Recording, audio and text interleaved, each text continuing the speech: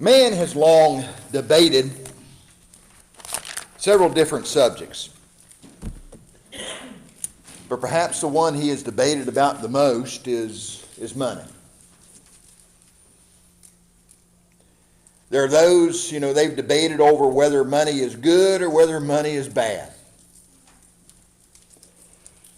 And in that debate, there are those who have different ideas and different thoughts on that particular question.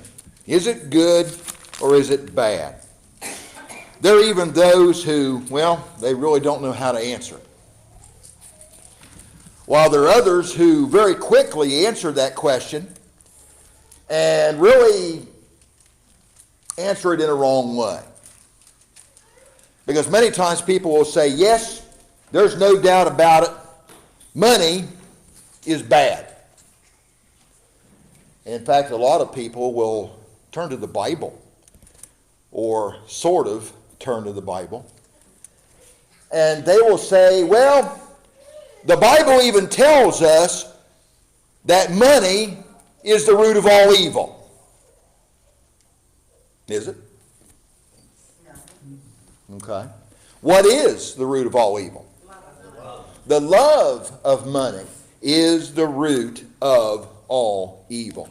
Now, anybody know where that is found? Anybody know? It is found in the New Testament. It is found in Paul's letter to Timothy in 1 Timothy chapter 6. And it is found in verse 10, but we want to begin in verse 9. I want to begin in verse 9.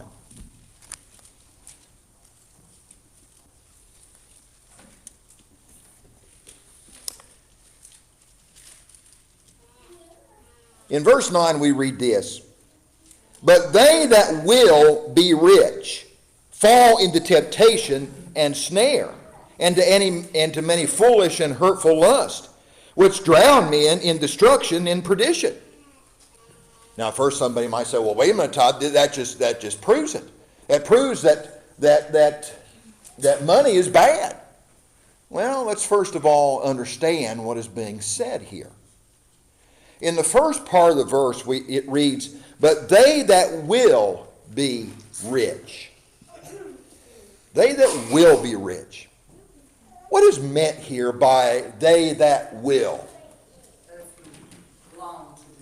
Okay, they long to be rich. Okay, they desire to be rich. Would you say, Dave? Okay, they want to be rich. Okay, now does that change our thinking here? Well, I believe that it should. You see, the phrase they that will, all comes from one Greek word, and it carries with it the idea, John was right, really every answer that we got here already has been right, but it means to desire or to be disposed or to be minded. To be minded. To desire to be rich. Brother David Lipscomb, in his comments, said that they are eager for riches. They're eager for them. Okay, so what type of person are we talking about who desires to be rich? What type of person are we talking about? Okay, a greedy. Exactly right. And that's what they focus on in their life. Okay, they focus on it in their life. And so the type of person that Paul here is talking about is someone who desires it, and they desire it so much that they'll just keep on going. And what's the problem with that? They put it before anything. It becomes their God. Oh, it becomes their God. And they stop doing things God's way and start doing things that are opposite of God. So we're talking here about people who desire to be rich. Okay, let's go on to verse 10. "For the love of money is the root of all evil." For the love of money, not money itself, but the love of money. What do you think is meant here by the love of money? What do you think is meant? Before things, our priorities, gaining more or keeping it, we know there's some people that we call penny pinchers. And, that's just as bad as somebody that walks all over the whole world to try to get rich. Okay. By hook or crook. By hook or crook? Okay, I like that particular idea. By hook or by crook?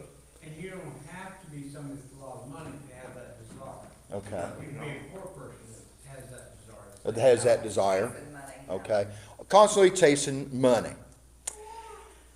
Let's talk about the idea there in verse 10, for the love of money. What do you think is actually being talked about here? The love of money. Well, when you love something, you devote your entire life to that. Okay, you devote your entire life to it. That phrase, the love of money, comes from, in the Greek, has the meaning of a variance. Now, what is a variance? Well, you look it up in the dictionary, and I know I didn't pronounce that right. But it means extreme greed. And really that's what we're talking about here. So it is extreme greed for money that is the root of all evil. Because once we have some, we are extremely greedy, and so what else? We want more. We want more. Okay, we want more. And so that is the idea that is being spoken of here. The extreme greed of money is the root of all evil. But let's continue to ask the question. Is money good or is money bad? Okay, it can be both. In fact, the answer to the question is yes and yes. And so here tonight, we want to look at what the Bible has to say about money. What does the Bible have to say about money? Ecclesiastes 5:10 says, whoever loves money never has enough. Whoever loves wealth is never satisfied with their income. This too is meaningless. Okay. We're going to go to Ecclesiastes chapter 5 and verse 10. Go ahead. It's amazing to me, some of the people I've seen in my work experience, where if they got a raise, a substantial raise, I had people go from store managers to supervisors, Uh-huh. and I knew what they went from to. What they went from and to. And it wasn't 6 weeks, and, well, I think I ought to have more. And, Okay. I don't understand how they thought in 6 weeks that they ought to go another big jump. Right, right. And it was amazing to me. They got a little, and they wanted more. And they wanted more. And they wanted more. Ecclesiastes chapter 5 and verse 10. Go ahead. Yeah, Galatians 3 verse 5 says covetous, which is idolatry. Okay. Becomes your idol. It becomes your idol. It basically becomes your God, and you replace God with your extreme greed. And I think a lot of times even the church has been blessed by those who did well in life. Okay. And many times they've been left quite some, great sums of money that help the work of the church or help, repair roads and air conditioning and stuff like that. And only would take away from the budget that to be used for, the ministry. Right. Okay. Let's go to Ecclesiastes. Brother Dave just read this just a moment ago. Ecclesiastes chapter 5 and verse 10. Now this is the King James Version. He that loveth silver shall not be satisfied with silver. He's not going to be satisfied. In other words, what are we being told here? He says Yeah, silver, he wants gold. Wants more. Okay, he wants more. Okay, so he has a little bit of silver, he wants some more silver. Or then he wants some gold. And so he is never satisfied. He that loveth silver shall not be satisfied with silver, nor he that loveth abundance with increase. This is also, the King James Version said, this is vanity. God did not condemn making money. No. In the parables, we're told that, they condemned the guy that didn't try to make more and make good use of what he, had the ability to do. Right. Okay, so what is meant here by vanity? Dave, Without meaning. Okay, without meaning? Worthless. Okay, worthless? What is meant by vanity? Contemporaneous says if you love money and wealth, you will never be satisfied with what you have. This doesn't make sense to you. Okay, doesn't make sense. Okay, that's what, what translation was that? Contemporary. Huh? Contemporary. Contemporary English. Okay, this doesn't make sense. Okay, so, huh? Easy Read said the same thing. Okay, It is also senseless. okay. All right, so the word vanity in the Hebrew means unsatisfaction. Unsatisfaction. If we go home here tonight and Bonnie fixes John a sandwich, nothing else, just a sandwich, and he gets up from the table after eating that sandwich and he is unsatisfied, what does that mean? Okay, he wants more. Okay, he's hungry. He wanted some chips along with his sandwich, and all he got was a sandwich. He was unsatisfied, right? Huh? He's ate all the chips. Okay, so there's no more chips. You're just going to be unsatisfied tonight then. That sounds like experience to me. Okay, but and this is what money can do, or it is what is bad about money is that many times it leaves us unsatisfied. Our desire for it leaves us unsatisfied. One more translation. Okay, New Living Translation. Those who love money will never have enough. How meaningless to think that wealth brings true happiness. okay. All right, so it's all vanity. It's unsatisfying, an unsatisfying seeking. Well, what else is bad about money? Well, it's unsatisfying. But turn back one book to the book of Proverbs.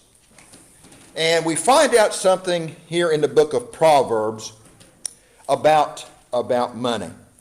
Proverbs 15.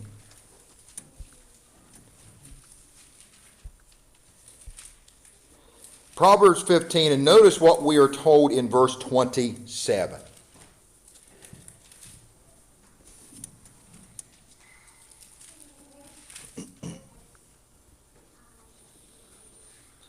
Verse 27, well, here's once again the King James Version. He that is greedy of gain troubleth his own house, but he that hateth gifts shall live. And so he that is greedy of gain troubleth his own house. Now what is meant there by, troubles his own house? Okay, he brings trouble to his own house. Okay, so how can gain bring trouble to one's house and being greedy of it? How can it bring trouble? Because you put that above your family and everything else. Okay. And even to the extent of doing illegal things to get it. Okay. Can bring a lot of trouble, right? Can bring a lot of trouble. You remember the story I've told you in the past about a woman who won the lottery out in Illinois? And I don't remember now exactly the amount of money, but it was a good amount of money, and she had received so much of it. She was doing, I think, so much a year.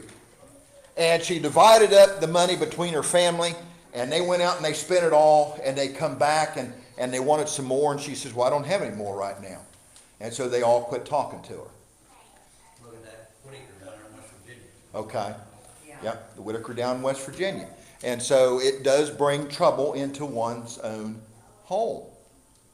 To one's own home. What about our faith? Being greedy of gain or being greedy for money, what can it do to our faith? Destroy it. Destroy it. Okay, it can destroy our faith. Go back to 1 Timothy. To 1 Timothy chapter 6.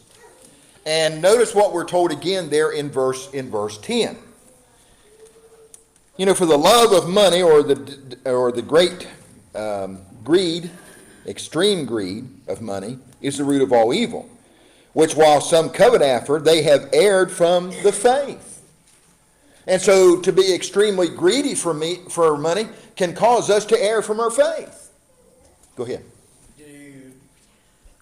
Back in Proverbs 15, 14:27, you know, a lot of these translations, you go on and expand on it and say, it's talking about ill-gotten gain. Mm-hmm.